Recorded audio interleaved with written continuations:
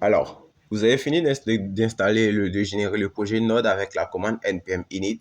Et là, on a configuré le package.json pour pouvoir exécuter le code de manière dynamique en tapant npm start sans avoir tapé chaque fois Node, Node suivi du nom du fichier d'entrée.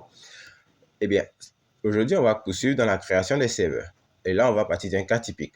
Lorsque vous prenez un code PHP, par exemple, si je prends ici un code PHP, ça sera ici PHP.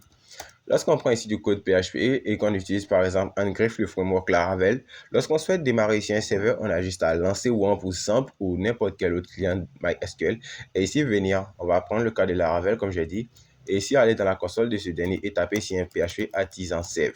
Et là, lui, il va directement lancer l'application sur le save, sur le port 8000. Eh bien, ce n'est pas totalement le cas avec Node. Avec Node, c'est vous-même qui construisez vos serveurs de bout en bout. Donc, qu'est-ce que je veux dire par construire vos serveurs? C'est-à-dire, c'est vous qui choisissez le port sur lequel le serveur doit se lancer. Et cette possibilité-là ne vous est pas donnée dans les frameworks comme Laravel. Avec Laravel, vous avez juste à démarrer le projet, aller dans le terminal, taper PHP artisan save pour générer ici ce projet, pour démarrer ici ce projet. Et il vous dira que le projet est démarré sur un port 8000, un port que peut-être vous utilisez. Mais celui, il a déjà décidé de prendre le port 8000. Donc, si vous avez des projets qui utilisent le port 8000, vous êtes obligé de les changer. Avec Node.js, c'est complètement différent. C'est à vous-même de construire ici votre serveur petit à petit. Donc, ici, comment est-ce qu'on construit ici un serveur avec Node.js? Eh bien, le processus est plutôt simple. La première chose à faire, c'est de créer ici une constante. Donc, on va dire qu'on a une constante ici qui contient l'élément HTTP.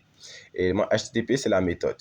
Donc, c'est pas parce qu'on appelle ici l'élément HTTP qu'on ne pourra pas héberger ici votre site en griffe, votre site Node.js avec la méthode sécurisée HTTPS. Non, c'est juste une convention de base qui a été inclue dans Node.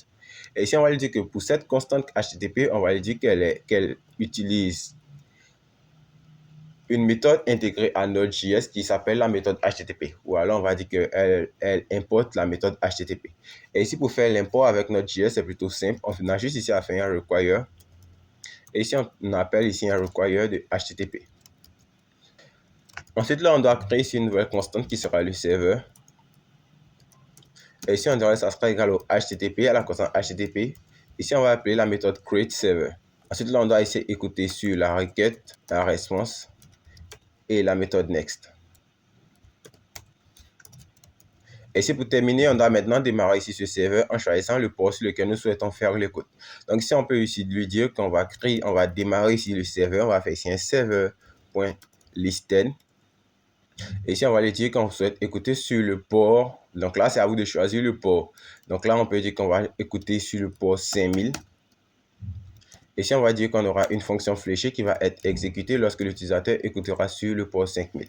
Donc, on fera ici un console log de serveur démarré. Et là, si on fait ça et qu'on retourne, on va au niveau de notre navigateur, qu'on ouvre ici n'importe quel fichier et qu'on tape à l'intérieur localhost 2.5000, on doit avoir ici au niveau de la console un message qui nous dit que le serveur a été démarré. Donc là, je vais nettoyer ça. Et là, je vais venir ici et taper localhost 5000.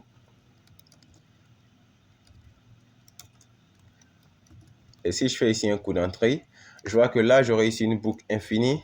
Mais au niveau de ma console, je dois démarrer ici le projet en faisant npm start à nouveau. Et là, je vois que là, j'ai le message serveur démarré. Et si je rafraîchis encore,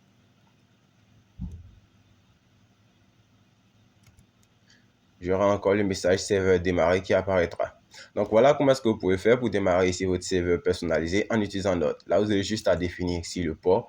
Et la seule méthode dont vous pouvez, que je trouve être importante pour ce niveau, c'est d'inclure ici l'élément HTTP en faisant le HTTP égale à encore HTTP. Ensuite, là, vous créez ici le serveur.